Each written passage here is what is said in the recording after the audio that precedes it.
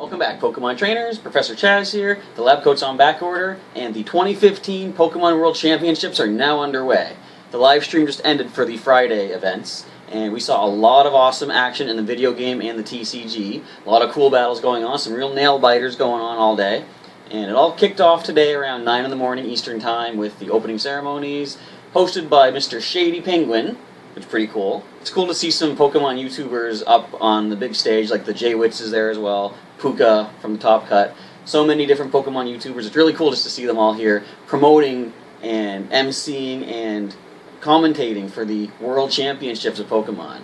It's just really awesome. And we had a big announcement at the start.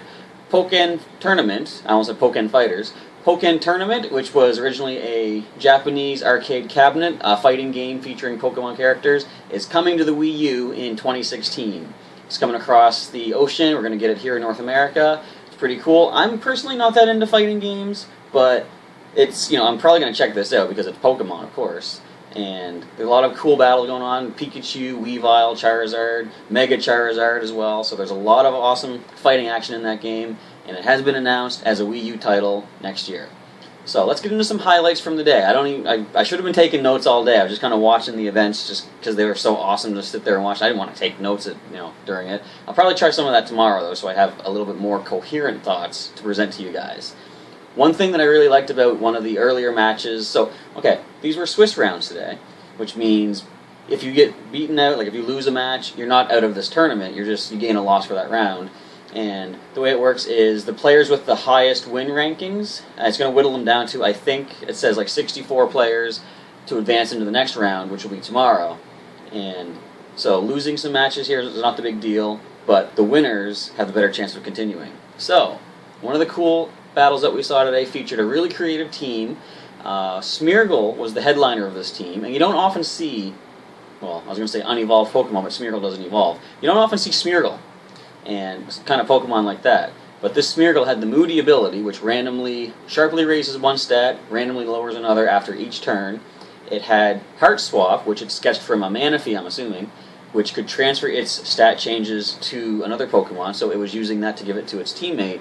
And it also had Geomancy, sketched from Xerneas, and holding the Power Herb, which makes, Geomancy, if you don't know, is a move that takes one turn to charge, and then on the next turn it sharply raises speed, attack, and special attack.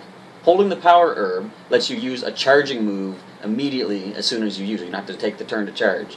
So the Smeargle strategy was to boost stats with Moody, use Geomancy, and Heart Swap it to its teammate, which at one point it gave it to a Salamence. Now, what was really cool, this player also had an Auroros, which knew Psych Up. So after Smeargle got a bunch of stat boosts, Auroros would use Psych Up and copy those moves. Eventually Auroros went down, and in comes Salamence, which went Mega, but it used... No, Smeargle used Heart Swap to then transfer all of its stat changes over to that Salamence to keep those boosts in play. Sadly, that team didn't win, if I remember correctly. I could have this completely wrong, but I'm pretty sure the other team managed to win. But that was a really creative thing to see. Smeargle just getting all these massive stat boosts off to its teammate. And another cool thing that we had was one of the matches had a Staraptor, which you don't see a lot. Usually when people go for a bird Pokemon, they're going for Talonflame with the Gale Wings ability, which gives priority to all flying moves. But a Staraptor was presented in this battle with the Reckless ability, which from what I remember boosts the attack power of any recoil moves, such as, for example, Brave Bird, which this Staraptor was using. And it had, the Reckless ability, it was holding, I believe, the Choice Band, which makes it so you can only use one move, but it sharply, I don't know if sharply, but it raises the attack stat. It makes your physical attacks, much more powerful.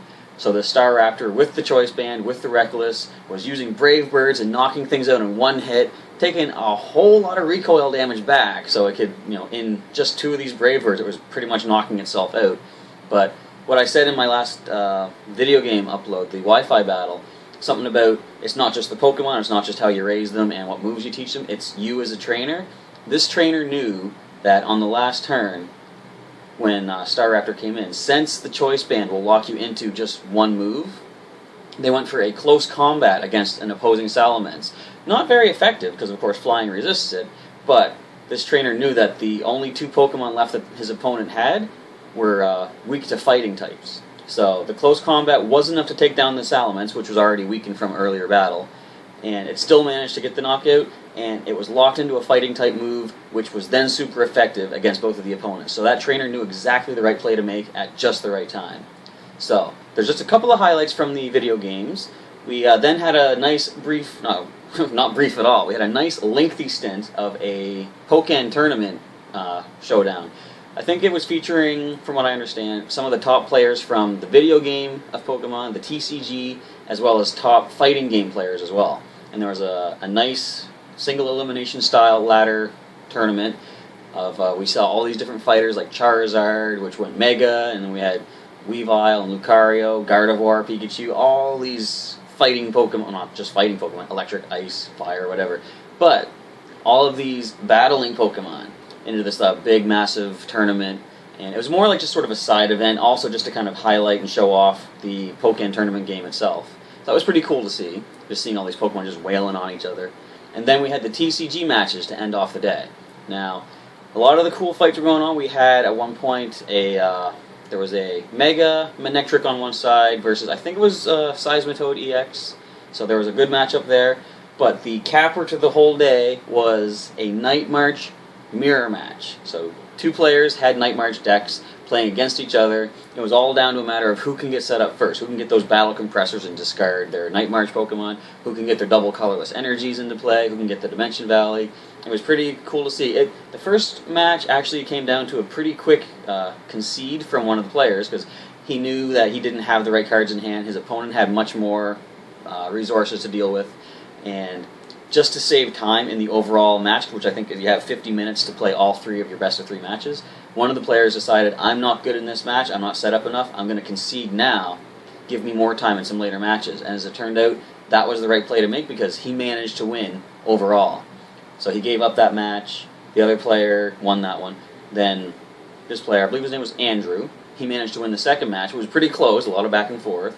The third match came down to time with 3 turns remaining, and he just managed to get, no, what it was, the other player was not able to take a prize on the final 3 turns after time had been called, so he knew he wasn't going to win. At that point, he conceded just so the other player would earn a victory and move on into the rounds tomorrow, because I think they were saying if both players tied, neither of them would advance, because they wouldn't have enough of a win percentage or a win rating for the day.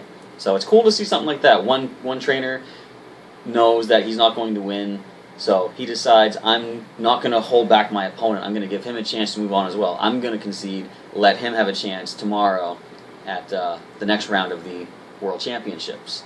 So tomorrow is going to be another match of Swiss rounds, and it's taking all the top players from today, which is the TCG and the video game matches, and they're going to have another Swiss round tomorrow. It's going to whittle all the competition down to the top 8 players. Sunday is the big day of the final showdown. It's going to be a single elimination ladder style tournament, like the Pokkén Tournament thing, and it's going to come down to best of 8. We're going to see who's in the top 8 at the end of tomorrow. And starting Sunday, we'll see who advances to the top 4, top 2, and finally the world champion in all, I think it goes all 3 age divisions, so junior, senior, master. Sunday is going to be the day to check out the top decks of them all. I didn't see any live streams of Jason Klaczynski or the Wailord EX deck, and I'm hoping that we're going to see some of those again, because those were pretty impressive when they had the big finals in the Nationals for the US. So, and there's no telling what we're going to see in the video game matches. There's a lot of, we saw some, some Garchomp and Mega Kangaskhan. Mega Salamence was used quite a bit as well. So it's going to be cool to see everything that makes it to the finals, and then who actually wins Pokemon World Championships. Alright, so this is just a brief recap for the night. I'm just going to head off now. Thanks for checking out this video, and make sure you tune in for the Day 2, Saturday, of the Pokemon World Championships, and I'll have a link down in the description below. Alright, again, thanks for checking out this video, and I'll catch you next time.